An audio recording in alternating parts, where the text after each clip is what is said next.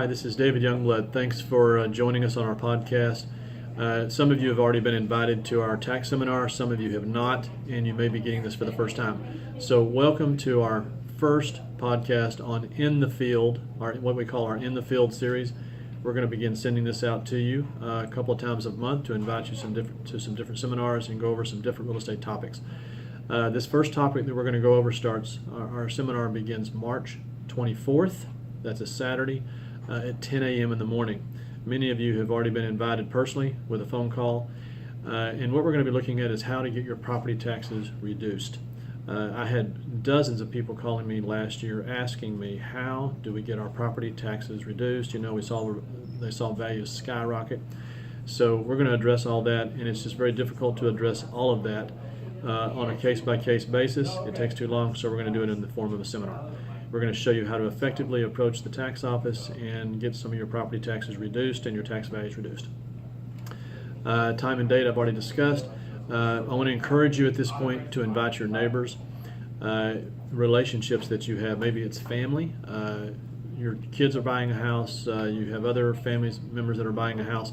But we do want to encourage you to invite your neighbors and your relationships because they're all talking about tax values at this time of the year.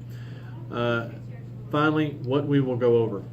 We're going to look at three values. We're going to look at your tax value versus market value versus appraised value.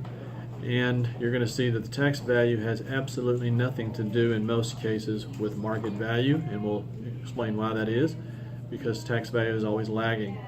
We're going to look at how the tax office actually pulls values on your house, and what's little known or what's not commonly known is that the tax office pulls values back to a year. They pull the last year's worth of solds that they can pull up, which oftentimes we're walking in there with the last 6 months worth of activity, and they're actually going back a full year.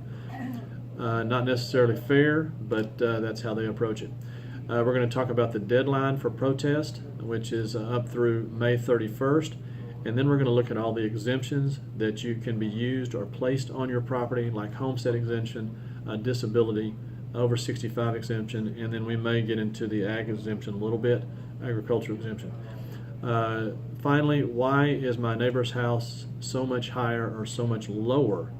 In so many cases, I have people say that my neighbor next door's house isn't anywhere near this value, or on occasion I'll hear the tax value on my neighbor's house next door is much, much higher than mine. Why is all that? What comparable sales are most likely going to be used? And I call it the 500 square foot rule. When you go to the appraisal district, if you can make sure they're pulling comparables that are most like yours.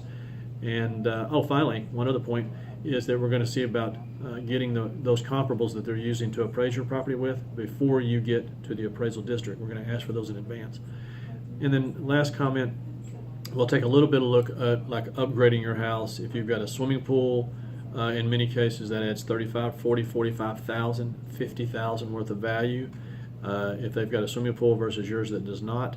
If you've upgraded the house with wood floors, granite countertops, etc., just in terms of price per square foot difference, what that looks like, and how they can use that to their advantage at the appraisal district. Great. Thanks for watching this. I hope that we see you there, and bye for now.